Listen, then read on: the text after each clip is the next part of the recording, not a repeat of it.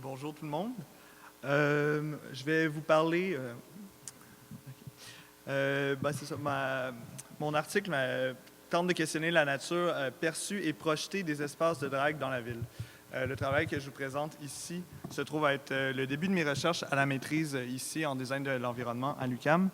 Et je m'intéresse à la spatialisation des pratiques sexuelles transgressives et à leur surveillance.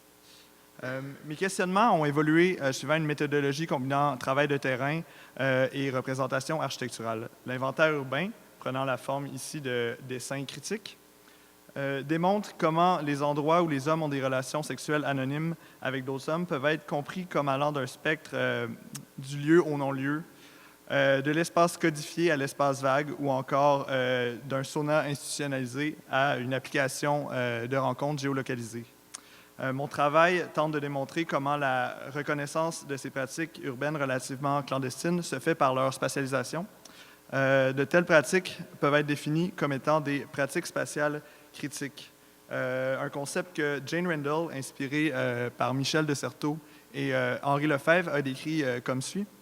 It is possible to suggest a distinction between those practices, strategies that operate to maintain and reinforce existing social and spatial orders, and those practices, tactics, that seeks to critique and question them. I favor such a distinction and call the latter critical spatial practice. Dans le cadre de cette présentation-ci, on peut comprendre que la critique porte, dans ce cas-ci, sur le cadre hétéronormatif que l'on peut nommer la citoyenneté sexuelle. Nous allons considérer aussi la nature spatiale de ces pratiques étudiées comme faisant référence à l'espace physique, mais aussi à l'espace numérique.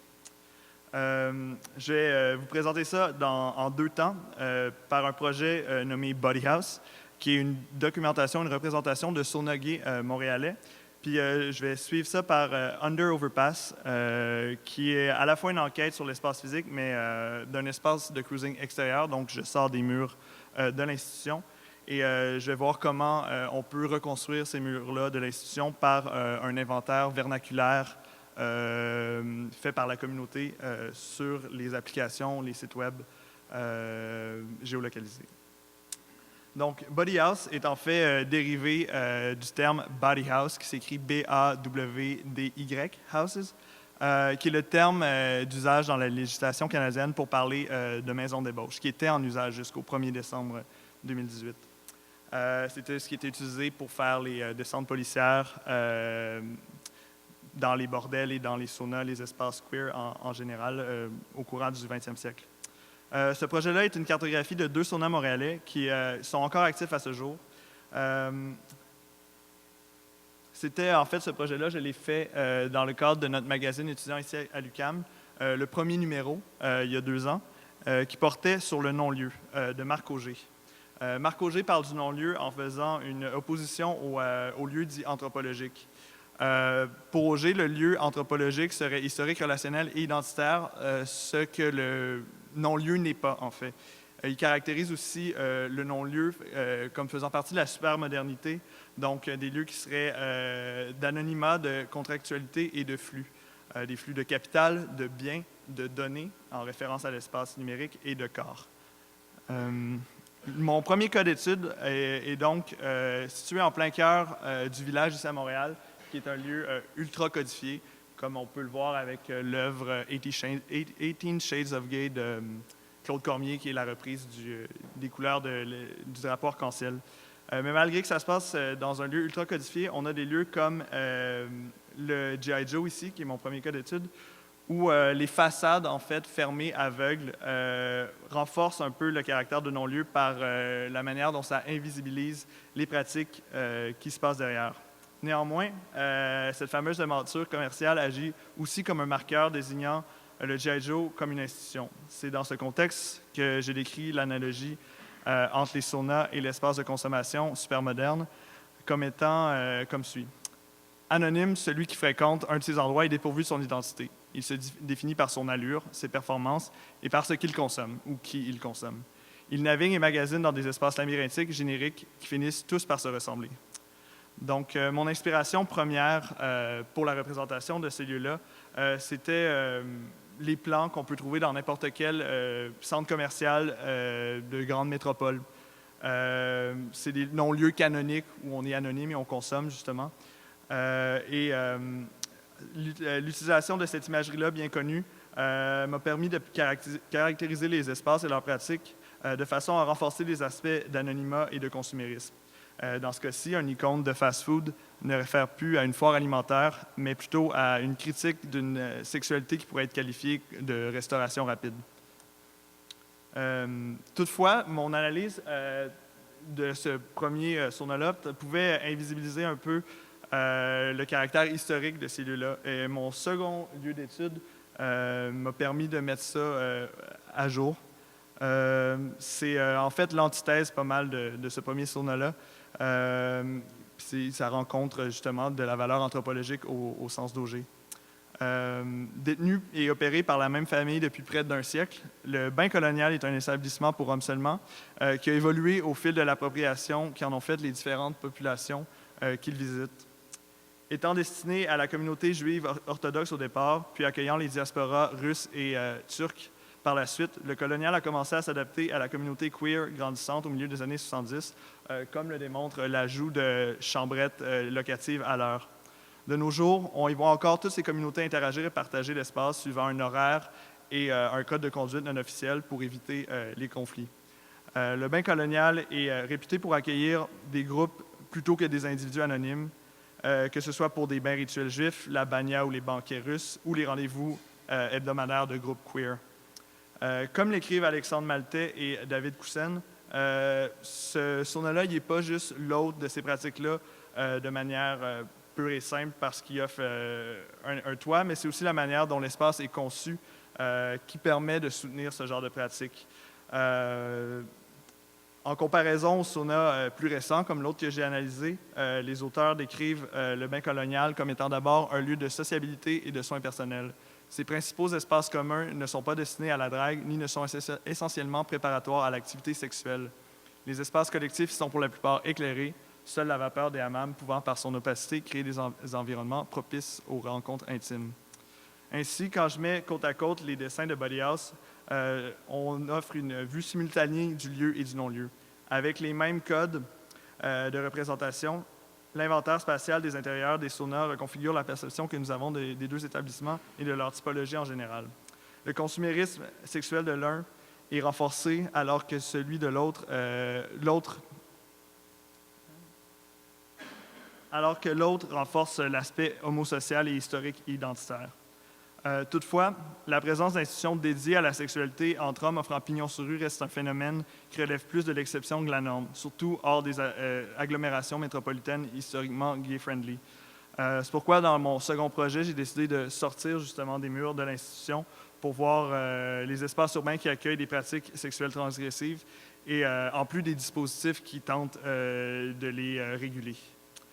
C'est donc mon deuxième projet, Under Overpass, qui, avec un peu la même méthodologie, j'ai décidé d'aller sur des sites reconnus comme étant propices au cruising.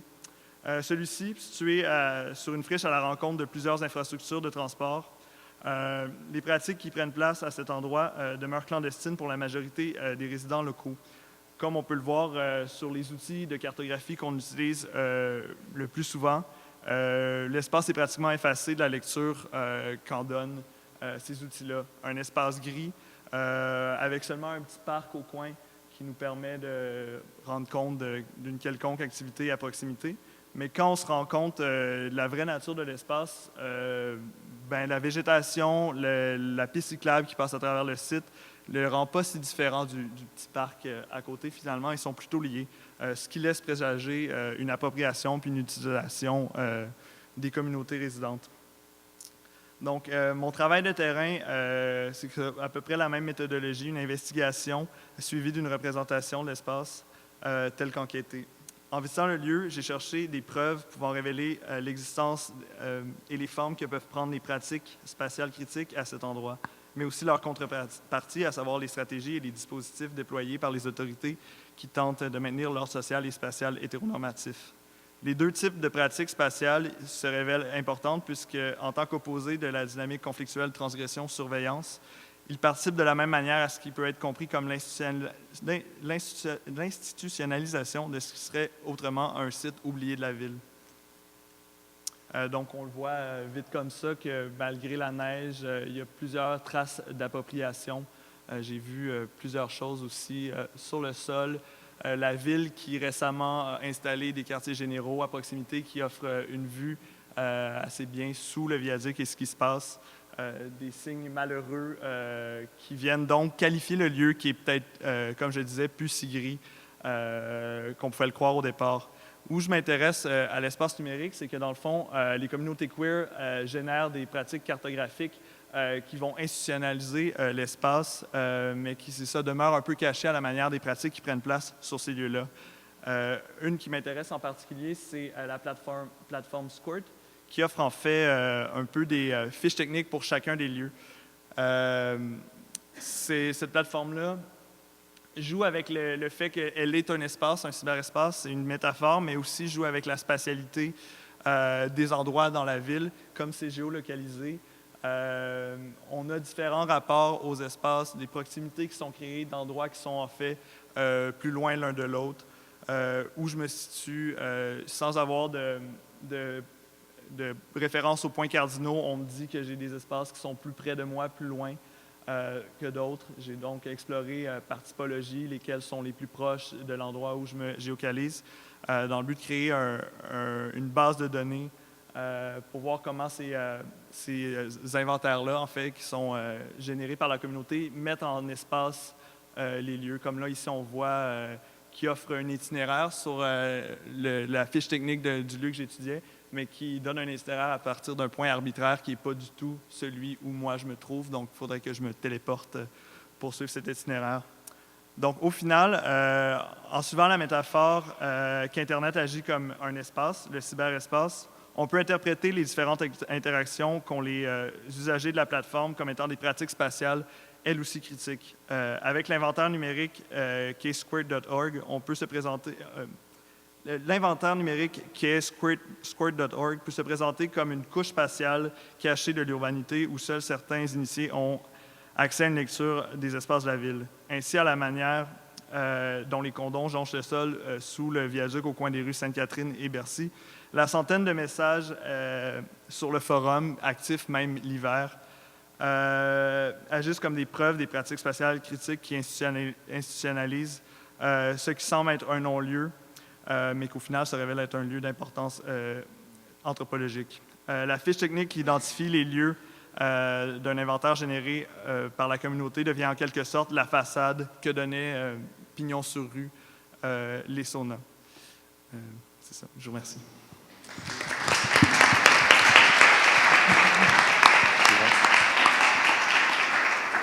Merci Hugues. Est-ce qu'il y a des questions?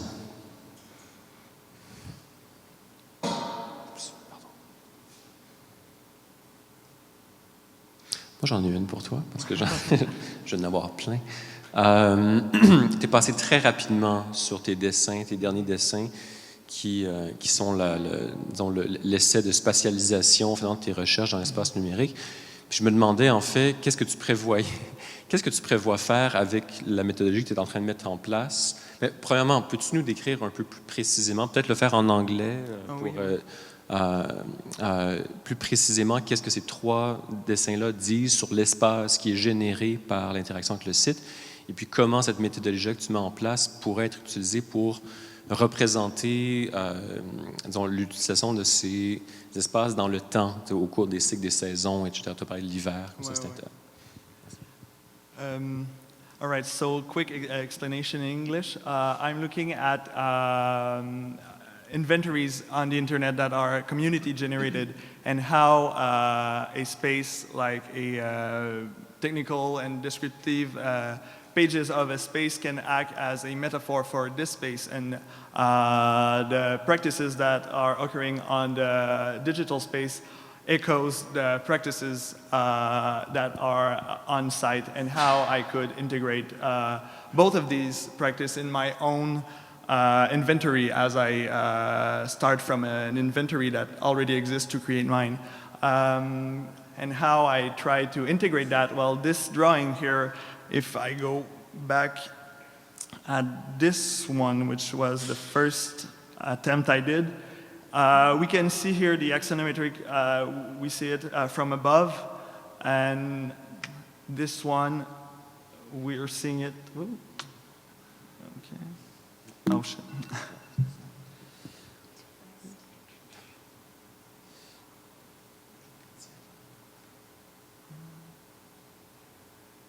It's a reverse axonometric because I want to see how some practices are kind of hidden on or under another reality. So this is a first attempt. I have not come yet to see how I can transform this drawing and integrate those practices into it, because in the first one it's only icons which I took from my first project from the bathhouses. And I'm not yet pleased with the results, so it's still a work in progress. I'm in my first year here. But yeah, I just want to see the opposite side.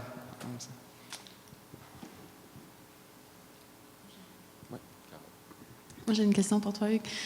J'aimerais savoir, en fait, l'axonométrie est généralement un dessin qui tente d'expliquer de la manière la plus objective possible une situation qu'on regarde.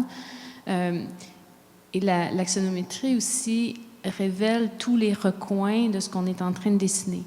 Et je me demande si dans ta représentation, si tu as un désir de révéler, disons, au grand public ces lieux qui ont des pratiques qu'on tente de garder un peu secrètes, et comment tu gères cette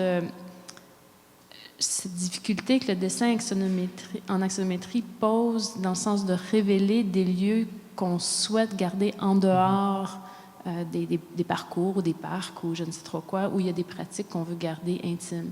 Donc, quel est le rôle de la relation entre ce dessin révélateur et objectif de lieux qu'on veut tenter de protéger? C'est vraiment une problématique à laquelle je réfléchis activement. Ça m'est apparu, l'axonométrie, comme un choix juste un peu arbitraire qui a découlé du premier projet que j'avais utilisé, qui était par rapport au plan des centres d'achat. Mais tu sais, dans l'évolution du projet, ça fait plus tant de sens, donc c'est sûrement appelé à changer. Mais je m'intéresse aussi à révéler pas seulement les pratiques transgressives, mais aussi leur surveillance, leur régulation, justement la dynamique entre pratiques spatiales critiques et les dispositifs stratégiques de contrôle. Fait que je pense qu'en jouant sur cette dynamique-là, peut-être ce que j'ai le goût de révéler, c'est plus le conflit plutôt que juste pointer des endroits et des pratiques de manière un peu ostracisante. Est-ce que ça va devenir, au fil de ma recherche, aussi des dessins qui sont plus transformatifs, qui ne représentent pas des lieux spécifiques, mais justement comment je peux dessiner le conflit à travers, mettons, plusieurs études de cas, je le rassemble en une, donc pas pointer à des endroits spécifiquement. Mais c'est sûr que c'est ça, je veux savoir, je fais un inventaire, mais à qui va servir. On sait très bien que les policiers utilisent les applications pour cibler leurs opérations, donc je ne veux pas non plus faciliter le travail de qui que ce soit, en fait. Donc oui, c'est un travail, c'est des questions que je me pose.